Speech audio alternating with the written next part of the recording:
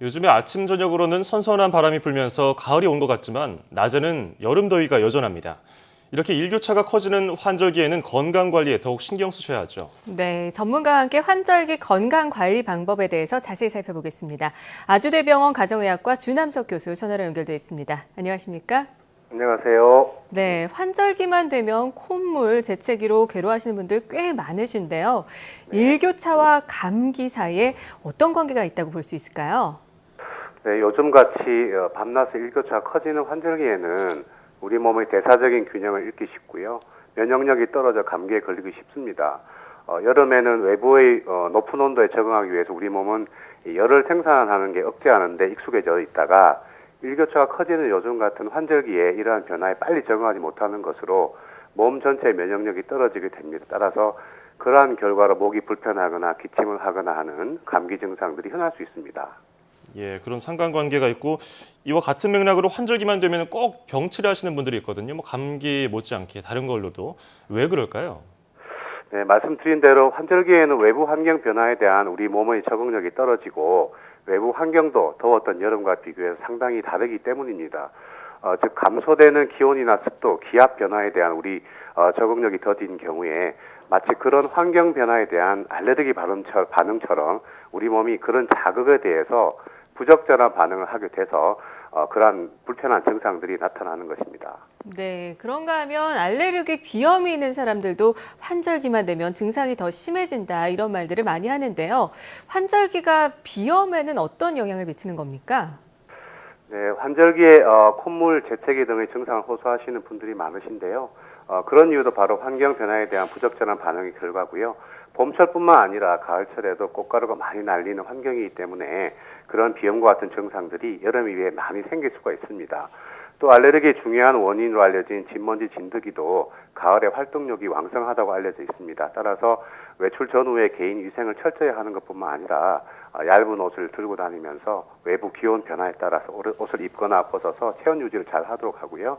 실내 환기를 철저히 하고 습도 유지를 잘 하는 것이 중요합니다. 또 꽃가루 노출에 가급적 적게 하는 것이 증상 악화를 예방하는 방법입니다.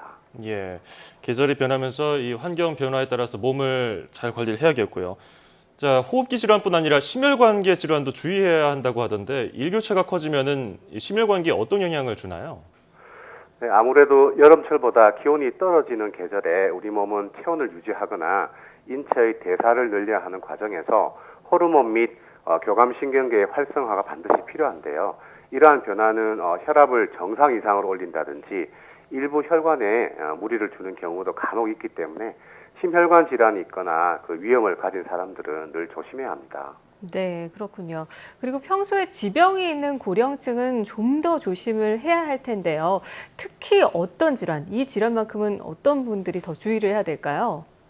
네, 평소에 천식이나 만성 폐질환이 있는 경우라든지 또는 고혈압이나 심혈관 및 뇌혈관 질환으로 약을 복용하고 있는 분들은 좀 조심해야 하고요. 네. 뿐만 아니라 암이나 당뇨, 그다음에 알코올 중독 등으로 영양 불균형이 있거나 만성 질환으로 면역 억제 치료를 받고 있는 분들은 더 조심해야 합니다. 네, 뭐 어쨌든 몸이 조금 불편하신 분들은 예민하게 반응을 하셔야 될 것 같고요. 네. 자, 무엇보다 외부 기온 변화로부터 체온을 좀 보호하고 면역력을 높이는 게 건강 관리의 핵심인 것 같은데 이 면역력을 높이는 데 도움이 되는 음식들 뭐가 있을까요? 네, 무엇보다 중요한 것은 규칙적인 식사와 영양입니다. 수분을 충분히 섭취하도록 하고요. 너무 기름지거나 정제된 탄수화물 섭취는 우리 몸의 면역력을 억제하는 호르몬을 좀 과도하게 분비하거나 외부의 환경 변화에 대한 몸의 불균형을 초래할 가능성이 있기 때문에 되도록이면 줄이시고요. 비타민 및 미네랄이 풍부한 각종 야채나 질 좋은 단백질을 골고루 섭취하는 것이 좋겠습니다. 면역력을 높이는 대표적인 음식은 마늘이라든지 버섯, 브로콜리 등의 녹황색 채소라든지 두부, 살코기 단백질, 생선, 녹차, 홍차 등이 있습니다.